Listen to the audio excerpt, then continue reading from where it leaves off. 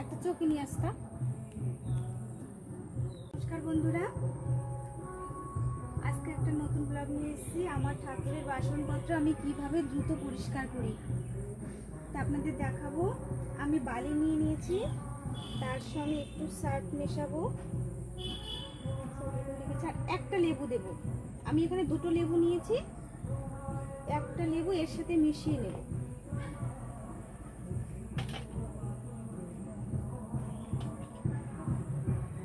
একটা লেবু মিশিয়ে নিলাম। এবার এটাকে ভালো করে মিশিয়ে একটু রাখবো।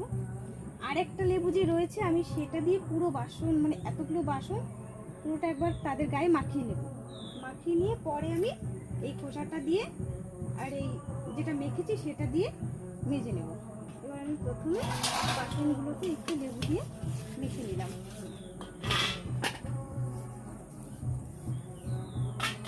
আমি পুরোটা মেখে নিই। একবার শুধু এরকম করে ঘষে রেখে দেবো। আমি যে লেবু দিয়ে প্রথমে একটু ঘষে নিয়েছি, সবগুলো বাসনই আমি ঘষে নিয়েছি। এই যে এখানে 4 টুকরো, মানে একটা, আর এই যে এগুলো দিয়ে ঘষে নিয়েছি। এবার আমি এই যে বানালাম এটা দিয়ে আমি ঘষবো। একবারে চকচকে আমি দেবো কম সময়ের মধ্যে। আর কাঁচতে তেলের জন্য সেগুলিতে একটু নোংরা হয়ে যায় তাড়াতাড়ি। একটু কম সময়ের মধ্যে আপনারা কাজটা করতে পারবেন।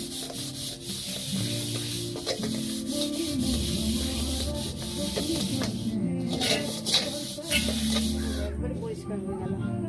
এবার আমি এই যে একদম চকচকে হবে। এভাবে আমি সমস্ত বাসনগুলোই মেজে নেব এই উপকরণটা দিয়ে।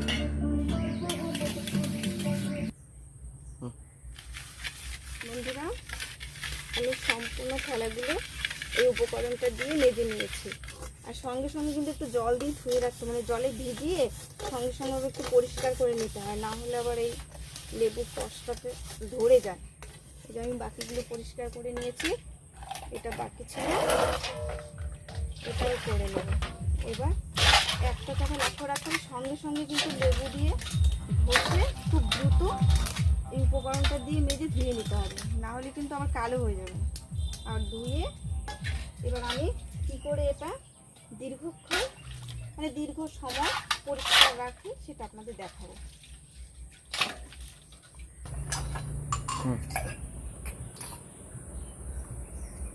বন্ধুরা, সব পরিষ্কার করে নিয়ে আসলাম।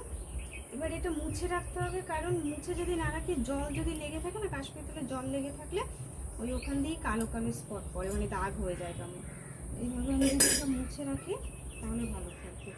রোজই পুজো দেওয়ার পর ধুয়ে তারপরে এরকম যদি মুছে রাখে তাহলে অনেক দিনই মানে ভালো থাকে। সেরকমভাবে আমাদের অতটা পরিশ্রম করতে হয় না। না হলে একদিনে যদি ওই 2 সপ্তাহ 3 সপ্তাহ পরে আমি যদি একদিনে মাজতে যাই তখন অনেকটা দেরি হয় আর কেমন দাগ হয়ে যায়। তো বন্ধুরা, হয়তো আমি গুছিয়ে কথা বলতে পারছি না আপনাদের সামনে, তার জন্য প্রথমেই ক্ষমা চেয়ে নিচ্ছি। আমার ভিডিওটা ভালো লাগলে আপনারা লাইক কমেন্ট শেয়ার করবেন। অবশ্যই অবশ্যই আপনাদের ভালোবাসা একান্তভাবে কাম্য। আর সর্বদা আমাদের পাশে থাকবেন।